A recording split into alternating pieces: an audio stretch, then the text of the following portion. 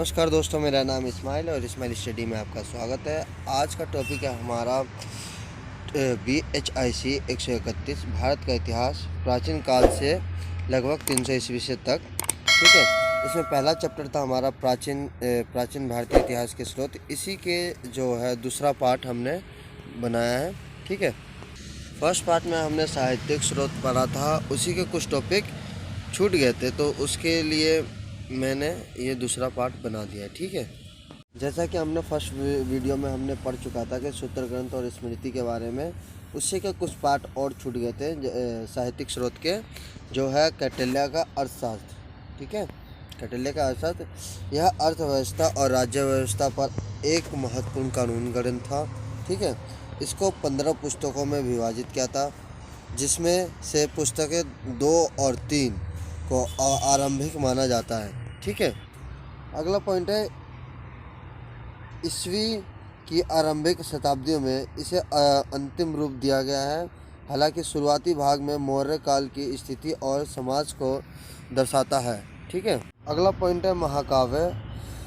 ये लगभग 500 ईस्वी पूर्व से 500 ईस्वी तक था।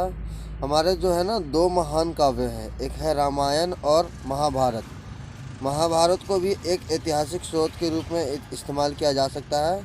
ठीक है, आइए इसके कुछ पॉइंट है वो पढ़ लेते हैं। ठीक है, व्यास लिखित महाभारत पुराना है और यह लगभग 10वीं चौथी शताब्दी BC या ईस्वी पूर्व की स्थिति को दर्शाता है। ठीक है, इसके मुख्य कथा जो है कौरव और पांडव के संघर्ष है। ठीक है, इसी तरह वाल्मीकि की रामायण महाभारत की तुलना में अधिक एकीकृत प्रतीत होता है। ठीक है, अगला टॉपिक है पुराण। पुराण व्यास द्वारा लिखित हिंदू ग्रंथों की एक श्रेणी है। इन्हें गुप्त और उत्तर गुप्त काल के समय का माना जाता है। पुराण की संख्या कुल 18 है। पुराण में निम्नलिखित विषयों में संबंधित जैसे अनुष्ठान, पूजा, ब्रह्मांड, विज्ञान और ज्योतिषी, कानून, राजनीतिक शिक्षा और प्रणाली, युद्ध और मार्शल आर्ट, भूगोल आदि है। ठीक है, और सबसे प्राचीन पुराण मत्स्य पुराण है।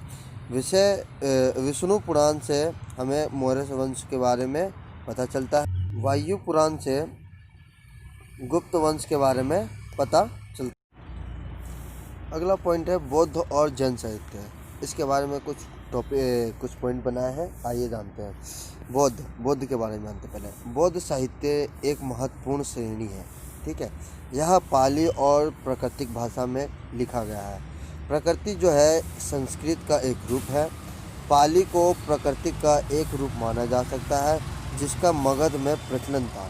मतलब जो पाली जो लैंग्वेज है, जो भाषा था, वो क्या था, मगध में उस टाइम में बहुत ज़्यादा आम भाषा था, आम बोलचाल थी, वो पाली भाषा थी। ठीक है, प्रारंभिक बौद्ध साहित्य जो है पाली में लिखा गया है। अशोक की जो शिक्षा भी हुई थी ना, वो पाली भाषा में हुई थी। ठीक है, बौद्ध की मृत्यु के बाद जो त्रिपिटक नामक की ग्रंथ लिखी गई थी, बौद्ध ग्रंथ जो थी त्रिपिटक, वो भी क्या थी, वो भी पाली में लिखी गई थी। ठीक है, जिसमें हमें बुद्ध और 16 महाजनपदों के समय के बारे में, भारत के बारे में पता चलता है। ठीक है, आइए हम जानते हैं कि त्रिपिटक जो 3 पिटक थे उसके बारे में। पहला पिटक था सुत्त पिटक। ठीक है, दूसरा था विनय पिटक, तीसरा था अभिधम पिटक। ठीक है, अभिधम पिटक। ओके, अगला पॉइंट है सुत्त पिटक में कहानियों, कविताओं और बुद्ध के प्रवचन शामिल है। विनय पिटक में भिक्षुओं के लिए 227 नियमों और विनियमों के बारे में है। विनय पिटक में बुद्ध के जीवन, घटनाओं और बौद्ध धर्म के कहानियों के बारे में जानकारी शामिल है। ठीक है, यह 386 ईस्वी पूर्व में लिखा गया था। अभिधम पिटक में थेरवावाद के अनुसार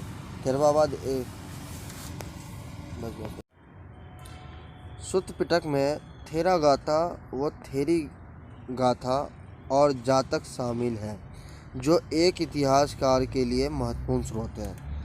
थेरागाथा पुराने बौद्ध भिक्षुओं की कविता है। ठीक है, और थेरी गाथा में पुराने बुद्ध भिक्षुणियों की कविता है। कविता का एक संग्रह है। ठीक, थेरी गाथा भारत की पहली संरक्षित कविता संग्रह है जिसे महिलाओं द्वारा रचा गया था। ठीक है। अगला टॉपिक है जैन साहित्य। जैन साहित्य में ग्रंथों की अन्य महत्वपूर्ण श्रेणियों का गठन किया गया है जो अर्धमगधी है। ठीक है। तो को 14 ग्रंथों में संकलित किया गया है जिनको पूर्व के नाम से जाना जाता है। पाटलिपुत्र में एक महान परिषद का गठन किया और 12 अंगों में जैन साहित्य का पुनर्निर्माण किया था। स्थूलभद्रा ने जैन धर्म को 12 अंगों में विभाजित किया था। ठीक है। और श्वेतांबर संप्रदाय ने स्वीकार किया था। ठीक है। ये BHIC 131 का भारत का इतिहास प्राचीन काल से लगभग 300 ईस्वी तक, यह पार्ट 2 था। ठीक है। ये पार्ट 2 था। उम्मीद करता हूँ कि इसके सारे टॉपिक आपको समझ में आए होंगे। नहीं तो अगर फिर भी आपको समझ में नहीं आया तो आप मुझे इसके कमेंट करके पूछ सकते हो, और समझ आ गया है तो आपको करना ही क्या है, लाइक शेयर सब्सक्राइब कर दीजिए। Thank you.